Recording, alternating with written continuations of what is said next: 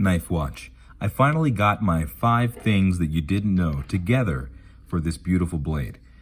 This is, again, a beautiful knife that was sent in by Snuggle Tummy. Gotta love the way you just receive beautiful, huge knives from somebody named Snuggle Tummy. That just shows you the beauty of the human race. Moving on. Either way, let's get right into it. This is a terrific, if not just gorgeous, beautiful big blade. So the first thing you didn't know about the 0452 is that this is a blade that you will have to relearn everything you know about how to handle a blade. So this was a bit of a challenge for me. I had to relearn some of the ways that I handle knives in order to really understand how to safely operate this blade.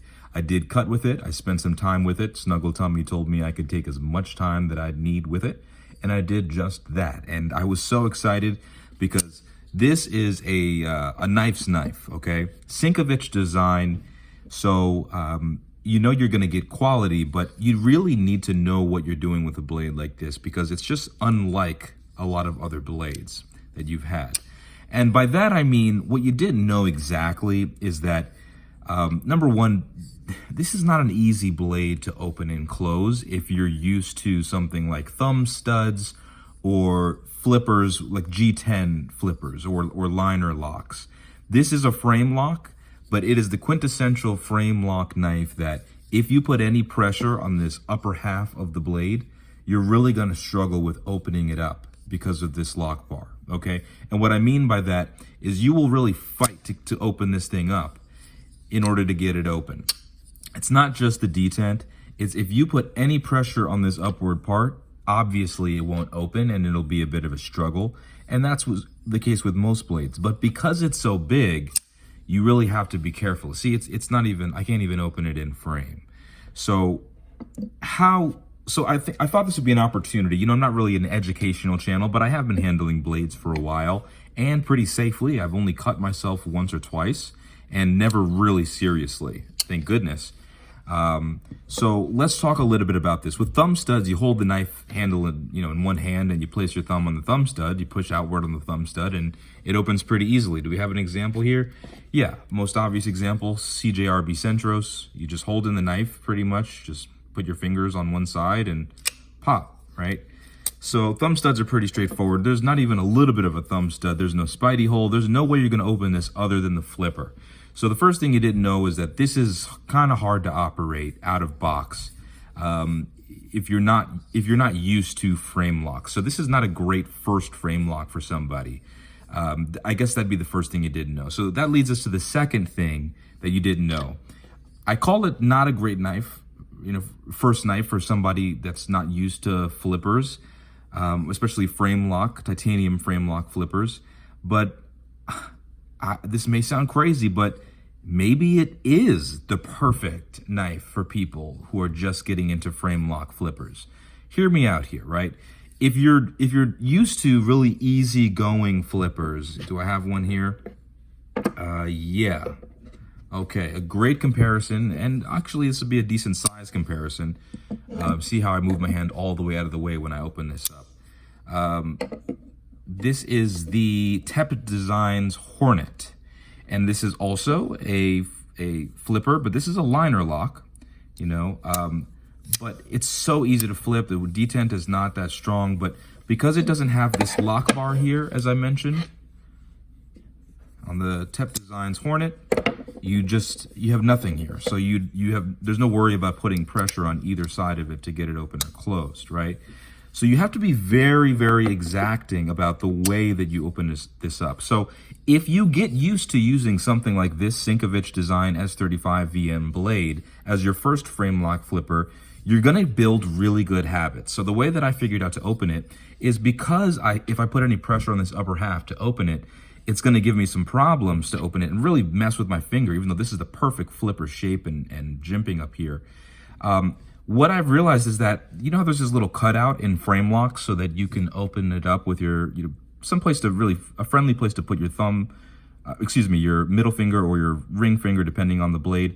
this is a great place to put it. It's perfect, but I just learned to take my middle finger off completely, okay? So when I try to do this, you know, your natural inclination when you're opening a blade is to hold it tight, hold on, so you don't let it go, right? And it is possible to do that, but then sometimes you'll just, you know, just naturally fidgeting with it, you'll literally put your thumb, or your middle finger, excuse me, up here, right? So what I learned is to just completely, you know, stick it to the man, and just use my ring finger and pinky and flip like that. And boy, is that so much better. So that's a really good habit for somebody learning how to use a frame lock flipper. And that leads us to number 3 thing you didn't know. So first thing is, this is probably not the best first frame lock flipper. And the second thing is, maybe it actually is. So I think that this is actually a really important blade in zero tolerance, leading into number 3, as this is actually the third thing you didn't know about the 0452CF from Zero Tolerance, made in the USA, by the way, is that this is really the grandfather of the 0707. This is a knife collector or a knife user's knife here, the Sinkevich design. Whereas this is an in-house design by Zero Tolerance that I have reviewed, and I believe that this is the grandfather. And let me tell you why. There are so many similarities here. Number 1, the broad sweeping just edge here, and the way that it kind of curves here, this is totally just a scaled down version of the Sinkevich design. What really gives it away is this Swedge, okay? You see this, by Swedge, I mean the top of the blade here, okay? That Swedge really gives it away. Now, with a flipper, you know, the way that you normally hold the knife is you hold it in one hand with the butt end resting firmly in your palm of your hand, and you place your index finger on the highest point of the flipper. So like right on the top, right? So let's show you here on the 0452. So you push down strongly and quickly on the flipper, and the blade will move out of the handle and lock into place, right? Because there's so much of a detent, there's so much pressure keeping it closed naturally, that when you flip it, it comes out all the way. But there is no way to softly open this up. It's a loud knife, okay? That's the 4th thing that we're gonna get into. But before we get into it being loud, the reason that this is really this is the grandson of the 0452, that being again the 0707, is it is totally an evolution of somebody who wants this blade, but they really do want it to be a little bit quieter and a little bit softer in hand. And also it deals with the issues of this lock bar. That's you know, that is a titanium lock bar. So this totally is, I mean, look at the similarities here, right? They basically took this large blade and said, how can we make this more EDC friendly, safer for other people? This has that, a beautiful, you know, just a double lock bar insert here. So the way that you open this up, it doesn't matter how much pressure I put on the top part of this, this is gonna unlock all the same. So I'll use my left hand here to show you, right? I'm pushing my thumb into this lock bar into the knife. It's still gonna open, right? So that's literally impossible for this to open at all on this knife, and that's on purpose. So you can see by this, you know, the number 4 thing being that, you know, it's a great blade. You know, it's something that I would love to see that everybody actually at one point gets to check out. This blade is just awesome. And I think that everybody needs to get into zero tolerance if they've never tried one before. It really has an important place in American knife making, and it's really important that it exists out there. But yeah, the 4th thing is, it's a great knife, but it's not an inside knife. It's not a socially friendly knife. So it's just gotta be said, like, you know, sorry, but that is something that will shock people when you first open this up. You can't fidget with this late at night watching a movie with your family. It's never gonna be quieter than this, okay? Whereas when I break out something like the 0707,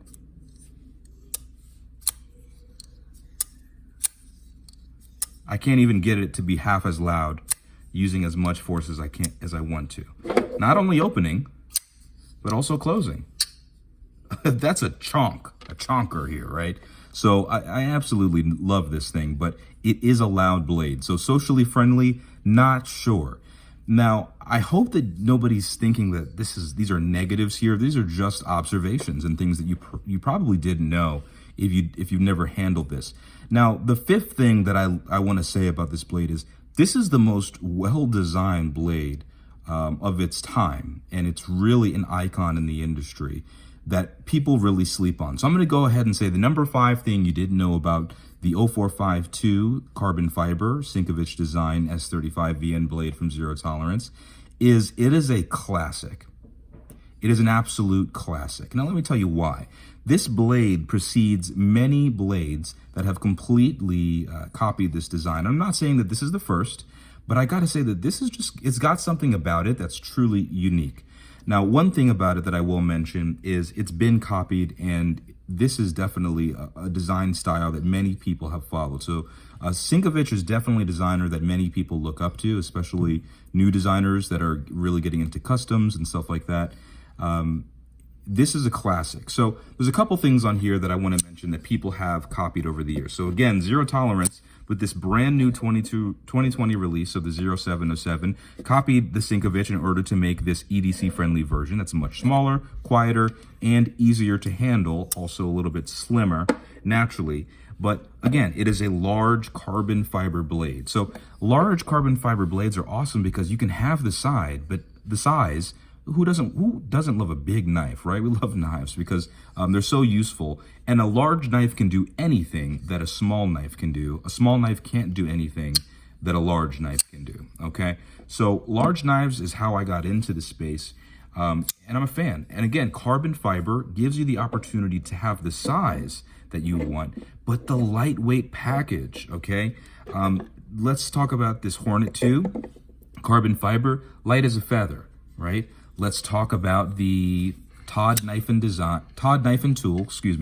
Bestech Shodan, okay? This blade, oh yeah, it's another chonker, but again, it's titanium and carbon fiber. Look at that, huh? And it's also a frame lock. Is it big? Yeah, but again, it's building on that same design theory, right? And again, you've got your Swedge here, and you've got a little bit of a Swedge here, a little bit of a, some people call it blood groove. Let's go a little bit higher end, and by a little bit, I mean a lot of bit. So here we have the Koenig Arius, which again is what? Titanium and carbon fiber. So again, you see that Zero Tolerance really started a trend here. I'm not saying this is the first time carbon fiber and titanium was ever used together, but when this came out, it really was a staple in the industry and represented the beginning of a trend in that it became a production style for people to make knives that were big but light. So if you want to take something backpacking or outdoors, people always take big G10 knives, or they take titanium frame locks or fixed blades out with them when they're going out in the wild.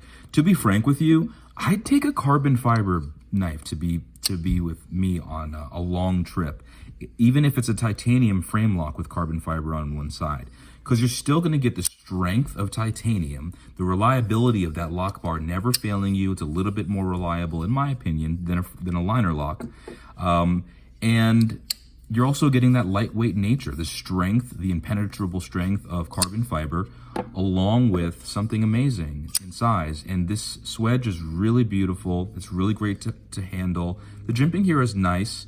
And the last thing that I would like to touch on, is that sort of a bonus thing you may have known or not known, is that there are a lot of knives that are coming out these days that you actually don't need to put your hand on the knife to enjoy it. So what I mean by that is you can really get a long reach here without ever touching any part of this steel, okay? So I've got a 4-finger grip here, and I'm only touching the handle. The size of that handle, it lends to a lot of modularity with how I want to grip this and use this when cutting cardboard, cooking, or anything of that nature.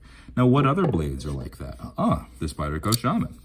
I can operate the whole blade just using that long handle, and I don't need to touch any of the steel. Some people, it makes them uncomfortable to get too close to the blade, so they like to operate away when they're using a knife, and I understand that.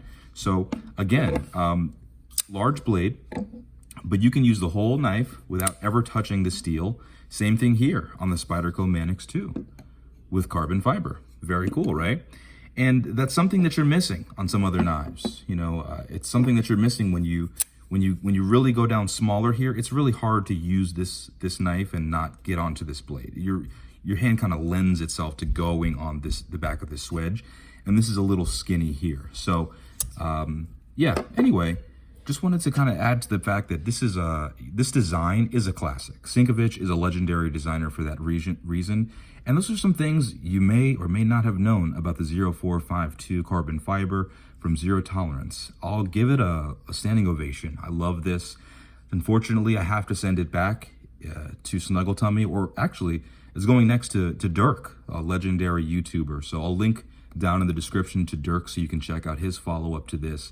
And hopefully he has a really great second opinion that will definitely add some expertise to the entire industry about this big, beautiful, friendly knife collector's knife. Anyway, have the best day ever. Thanks for watching Knife Watch.